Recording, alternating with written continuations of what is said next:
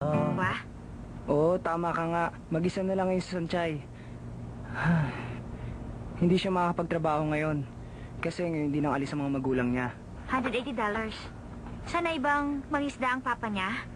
Hindi ko nga alam, kaya nga ako nag-aalala. Baka pag nagkataon, magdadrop na siya sa darating na semester. Hindi ko na makikita si Sanchay. Siguradong malulungkot ako. Thank you for coming, sir. Siguradong malungkot din siya. Pag akong iniwan ng aking mga magulang, mamamatay ako. Talaga, Xiaoyu.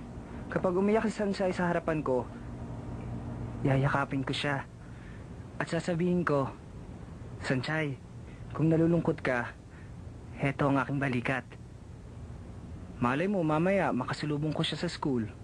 Sana nga pumasok siya ngayon. Kaya niyang harapin lahat ng problema. Malakas kasi ang kanyang loob. Alam mo, sinasarili ni Sanchay ang problema niya. Ayaw niyang ipahalata. Hindi siya matapang. Ayaw niya kasing kinakawaan siya ng iba. Ano ngayon ang gagawin natin? Shenghe, ngayon hindi na niya kasama ang kanyang mga magulang. Kailangan mo siyang bantayan. Oo naman, ingatan ko ang aking prinsesa Sanchay. Biruin mo, isang araw lang, bigla na lang siyang nag-iisa. Pero kung sa pagmamahal, wala siyang problema. Talaga?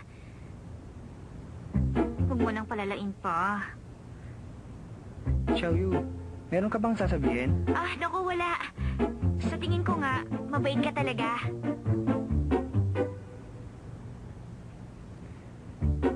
Xiaoyu, ito lang ang masasabi ko. Salamat sa paghanga.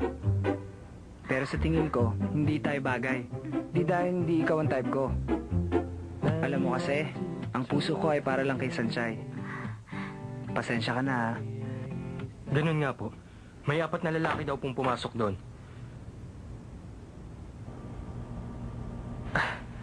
Master Gao Mengse. Nakabalik na pala ang aking anak. Sabihin mo sa mga katulong, ipaghanda siya ng Huwag ka na pagkain. mag-abala. Hindi pa naman ako nagugutom. May gusto lang sana ako sabihin sa inyo. Saan mo natutunan na magaspang mong ugali? Mula nang pumasok ko kanina, na hindi ka man lang gumalang. Ma?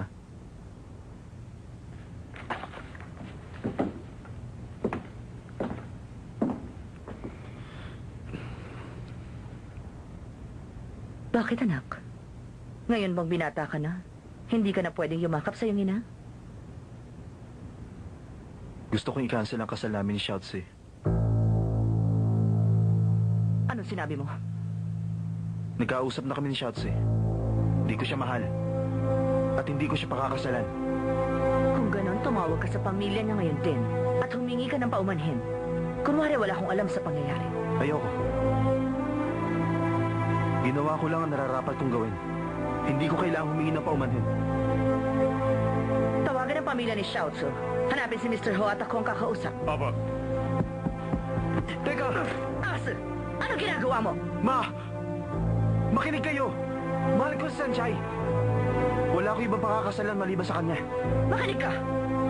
Hindi ka ang magdidesisyon sa iyong buhay. Ang anak ni Mr. Ho na si Xiaozu ang napili ko maging daughter-in-law. Ito ang tandaan mo.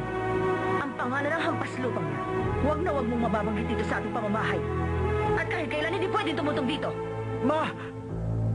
Ba't pati kaligayahan ko pinakikialaman nyo? Iniisip nyo lang inyong sarili. Tignan nyo nangyari sa kapatid ko. Inalayo nyo siya sa kanyang minamahal. At ipinakasal sa anak mayaman.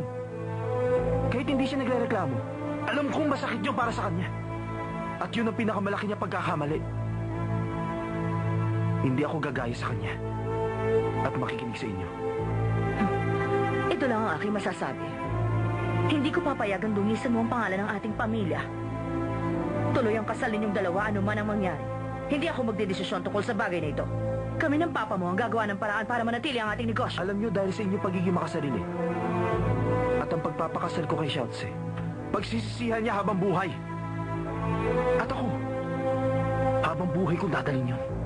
Ma, gusto niyo ba talagang sirahin ang buhay ko?